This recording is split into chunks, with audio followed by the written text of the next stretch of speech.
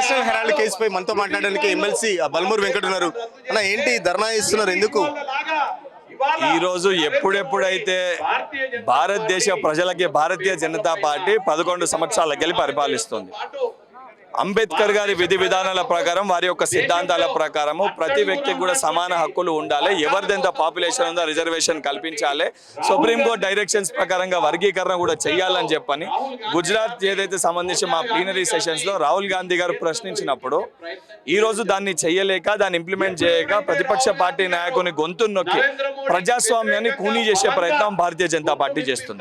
గతంలో కూడా ఇదే ఈడీ సంస్థ రాహుల్ గాంధీ గారిని విచారించి ఇదే తప్పుడు ఆరోపణలు చేసి ఏ ఒక్క ఆధారాలు కూడా బయట పెట్టలేకపోయింది.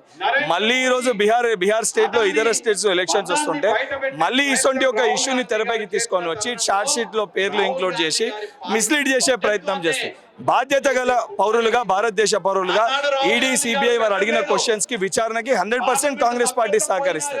అదే సమయంలో వారు చేస్తున్న కక్షపూరిత చర్యలకి భారతదేశాన్ని స్వాతంత్రం తెచ్చిన పార్టీగా ఆ కుటుంబం పైన తప్పుడు ఆరోపణలు చేస్తే భారతీయులుగా వారికి సంఘీభావంగా వారికి మద్దతు తెలియాల్సిన బాధ్యత తీసుకొని ఈరోజు భారతదేశ వ్యాప్తంగా కాంగ్రెస్ పార్టీ ఆధ్వర్యంలో ఈడీ ఆఫీస్ ముందు వారు వివరిస్తున్న తీరు ఈడీ యొక్క సంస్థ లెక్క కాకుండా భారతీయ జనతా పార్టీలో ఒక విభాగం లెక్క వివరిస్తున్న దానిపైన నిరసన కార్యక్రమాన్ని చేపట్టడం జరుగుతుంది.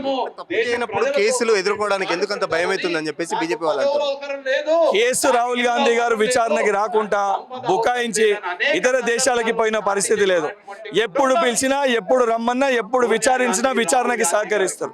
కానీ ఈడీ వ్యవహరించే తీరు పట్ల, వారి వ్యవహరిస్తున్న వ్యవహార శైలి పట్ల భారతీయ జనతా పార్టీ నాయకుల పైన, వారి దగ్గర ఉన్న ఒక 3-4 ముఖ్యమంత్రుల పైన, హేమంత్ బిశ్వ శర్మ గారి పైన కానీ, మధ్యప్రదేశ్ లో కానీ అక్కడ ఉన్న వారి యొక్క ముఖ్యమంత్రుల పైన కేసులు అయినప్పటికీ, అక్కడ ఉన్న వ్యక్తుల పైన ఏదైతే సంబంధించి ఆరోపణలు ఉన్నప్పటికీ, వాళ్ళ కేంద్ర మంత్రుల పైన ఆరోపణలు ఉన్నప్పటికీ వారి పార్టీలోకి వస్తే ఎటువంటి ఎంక్వైరీ లేదు, దానిపైన ఎటువంటి క్లారిటీ లేదు.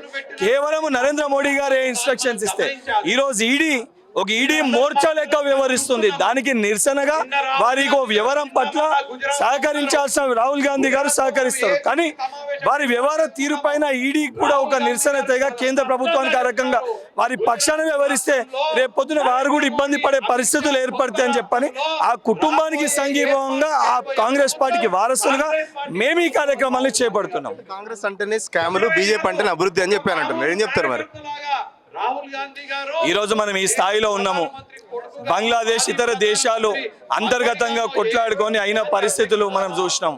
ఈరోజు భారతదేశం ఈ రకంగా ఉండనీకి గాంధీ కుటుంబం, అంబేద్కర్ గారు మనకిచ్చిన రాజ్యాంగ స్ఫూర్తితోటి మనం ఈ రోజు ఈ రకంగా కలిసిమెలుస్తున్నాం.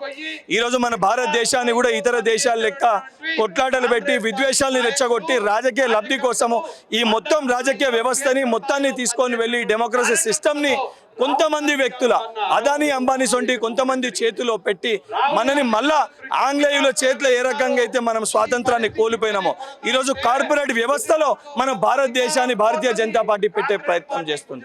దానికి ఏకైక నాయకుడు అంబేద్కర్ వారసుని లెక్క రాహుల్ గాంధీ గారు స్వార్థం లేకుండా గతంలో ప్రధానమంత్రి అయ్యే అవకాశం ఉన్న ప్రధానమంత్రి అవకాశాన్ని పక్కన పెట్టి అటు కన్యాకుమారికి వెళ్ళి కాశ్మీర్ వరకు పాదయాత్ర చేపట్టి ఎవరిదెంత పాపులేషన్ ఉంటే వారికి ఆ రిజర్వేషన్ కల్పించాలని చెప్పని భారతదేశ ప్రజల సంక్షేమం కోసం కృషి చేస్తున్న ప్రతిపక్ష నాయకుని గొంతుని నొక్కి వాళ్ళు రాజ్యాంగాన్ని కూడా మార్చే ప్రయత్నం చేస్తారు. కానీ ఈరోజు స్కామ్ల గురించి మాట్లాడే భారతీయ జనతా పార్టీ వాళ్ళు 11 ఏళ్ల పరిపాలనలో భారతదేశం 11 ఏళ్ల క్రితం ఏ రకంగా ఉండే, ఈరోజు భారతదేశం ఏ పరిస్థితిలో ఉంది, ఎందుకు డెవలప్మెంట్ జరుగుతలేదు, ఎందుకు భారతదేశ సంపద కొంతమంది వ్యక్తుల చేతిలో డ్రాస్టిక్ గా పెరుగుతుంది, దీనికి సమాధానం చెప్పాల్సిన బాధ్యత వారిపైన ఉంది. దీనిపైన సమాధానం చెప్పలేక మతాన్ని అడ్డం పెట్టుకొని రాజకీయం చేసే ప్రయత్నం భారతీయ జనతా పార్టీ చేస్తుంది. మనం ఒక సెక్యులర్ భావజాలతోటి హిందూ, ముస్లిమ్స్, క్రిస్టియన్, సిక్, ఇసాయి అనేకమైన మతాలు ఉన్న ఒక దేశం మనది. ఆ మతాల్లో కూడా అనేకమైన కులాలు ఉన్న ఒక దేశం అనేది. ఎన్ని కులాలు ఎన్ని మతాలు ఉన్నా అందరం కుటుంబ సభ్యులు లెక్క భారతీయులు లెక్క కలిసి ఉండే ఒక విధి విధానాన్ని మనకిచ్చింది మన రాజ్యాంగం. ఈరోజు ఆ రాజ్యాంగాన్ని మార్చి ప్రజల మధ్యలో వ్యక్తుల మధ్యలో కుల మతాల మధ్యలో చిచ్చు పెట్టి విభజించి పాలిచ్చే ప్రయత్నం వాళ్ళు చేస్తున్నారు.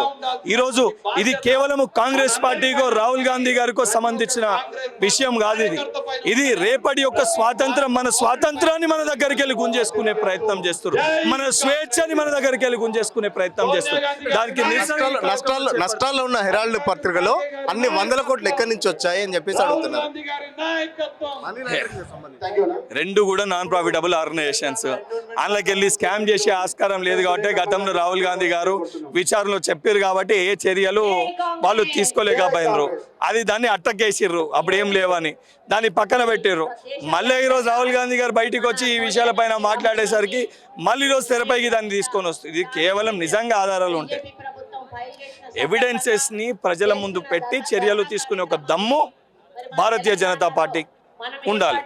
ఆ దమ్ము లేక సంక్షేమాలపైన మాట్లాడలేక ప్రధాన ప్రతిపక్ష నాయకుని పైన తప్పుడు కేసులు ఆధారాలు లేని కేసులు పెట్టి ఇటువంటి ఒక చర్యలకి పాల్పడితే ఇది కేవలం రాహుల్ గాంధీ గారు గొంతు నొక్కే ప్రయత్నం కాదు. రాహుల్ గాంధీ గారు తన వ్యక్తిగత స్వార్థం కోసం మాట్లాడతలేడు, భారతదేశ ప్రజల సంక్షేమం కోసం మాట్లాడుతుండు, బడుగు బలైన వర్గాల కోసం మాట్లాడుతుండు, ఎస్టీ ఎస్సీ కోసం మాట్లాడుతుండు. వారి యొక్క గొంతు నొక్కేస్తే 80% ఆఫ్ తెలంగాణ పాపులేషన్ ఏదైతే భారతదేశ పాపులేషన్ ఏదైతే వారి గొంతు నొక్కే ప్రయత్నం చేస్తారో దానికి నిరసనగా ఈరోజు వారికి సంఘీభావంగా అసొంటి ఒక వ్యక్తి ఉంటేనే మీరు కూడా రేపు పొద్దున స్వేచ్ఛగా ఇసొంటి ఒక మైకును పట్టుకొని ప్రశ్నించగలుగుతారు. లేకపోతే ఈ స్వేచ్ఛను కూడా రేపు పొద్దున భారతీయ జనతా పార్టీ గుంజేసుకునే ఒక పరిస్థితి ఏర్పడుతుంది. గతంలో ఏదైతే కాంగ్రెస్ పార్టీ వాడుకుందో తమ జేబు సంస్థలుగా ఇప్పుడు బీజేపీ తమ రాజకీయ పద్ధతులకు వాడుకుంటుందని చెప్పేసి కేటీఆర్ అంటుండు. ఈ విషయంలో రెండు జాతీయ పార్టీలు రెండు ఒకటే అని చెప్పారంటున్నారు. నిజంగా గతంలో మేము వాడుకుంటే అసలు అమిత్ షా అనేటోడు మోడీ అనేటోడు బయట ఉండేటోళ్ళ ఈరోజు ఈ రకంగా మాట్లాడేటోళ్ళ వాడుకుంటే అమిత్ షా మోడీ అనేటోళ్ళు ఈరోజు ఈ స్థాయిలో ఉండేటోళ్ళ వాళ్ళు బయటికి వచ్చేటోళ్ళ ప్రజలందరూ కూడా అది గమనించారు కదా.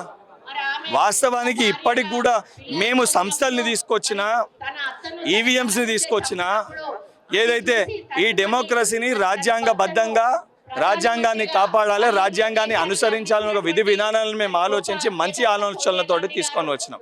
దాన్ని మిస్యూజ్ చేసి తప్పుడు వ్యక్తుల చేతులు అది పడినప్పుడు తప్పుడుగా దాన్ని వినియోగించుకున్నప్పుడు ఈరోజు కేటీఆర్ సొంటి కొంతమంది మౌత్ పీసులు కేటీఆర్ తనను తను కాపాడుకోనీకి ఈరోజు కాంగ్రెస్ పార్టీ బీజేపీ పార్టీ ఒకటే అని చెప్పి బీజేపీ పార్టీ చెప్పమన్న మాటల్ని తెలంగాణ రాష్ట్రంలో బీజేపీ పార్టీకి మౌత్ పీస్ లెక్క కేటీఆర్ వివరిస్తుంది. అంటే ఇదే ఈడీ తమ గతంలో కేజ్రీవాల్కు ఇచ్చినప్పుడు సపోర్ట్ చేయలేదు, తమ దాకా వచ్చినాక మాత్రం ఈడీ చెడ్డదిలా చూపెడుతున్నారని చెప్పి కేటీఆర్ అంటున్నాడు. కేజ్రీవాల్ గారి పైన చేసినప్పుడు కూడా నిరసన కార్యక్రమాలు చేపట్టినాము. ఏదైతే ఇతర రాష్ట్ర ముఖ్యమంత్రుల పైన ఈ రకమైన చర్యలు చేసినప్పుడు కూడా కాంగ్రెస్ పార్టీ రియాక్ట్ అయింది. తెలుసుకోకుండా అవగాహన లేకుండా బహుశా అవి జరిగినప్పుడు కేటీఆర్ గారు ఇక్కడ తెలంగాణ రాష్ట్రంలో ఒక మంత్రిగా ఉండి ఒకలాంటి భ్రమలో ఉండే కాబట్టి బహుశా వారు ఇవన్నీ పట్టించుకునే ఒక ఆ దృష్టి వారి దృష్టిలో పడలేదేమో, ఆలోచన లేకుండా కేటీఆర్ గారు మాట్లాడుతారు. రేపు పొద్దున ఎక్కడ కేటీఆర్ గారిని కూడా మళ్ళీ ఈడీ ఎత్తుకోబోతుందని ఒక భయంతో మాట్లాడే మాటలు ఇవన్నీ.